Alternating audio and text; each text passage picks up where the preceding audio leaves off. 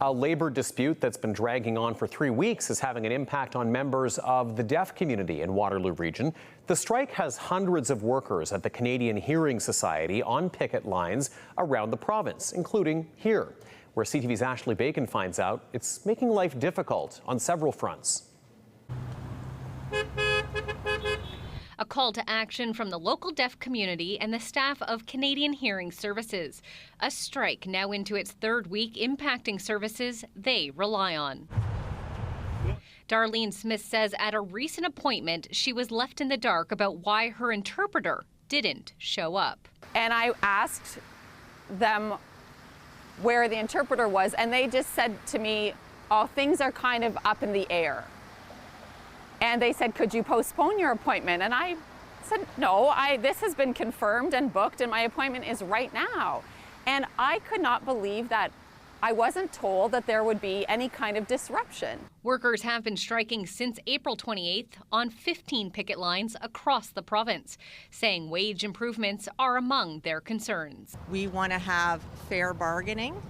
We want to have an audit done of Canadian Hearing Services. And we also want to have a remedy for Bill 124. The frustration being felt by many in the deaf community. So I know that there have been budget cuts. I know that money is different than it was before. Funding has been cut, but it's so different than it was before. There was so much help in the past. It's simply not there anymore. Yeah, big disappointment. Putting up more barriers to services that they want to use, like counseling, employment services, interpreting services.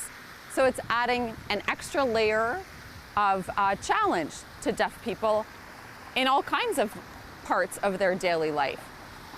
Barbara Cross is a support services worker with CHS and is also deaf. I want to get back to work as soon as possible. I want to provide services. They're deaf just like me. I want to help. I want to support them. CHS declined an interview with CTV News, but in an email said, we are ready and willing to return to the table to ensure that a mutually beneficial, responsible, and affordable agreement is reached.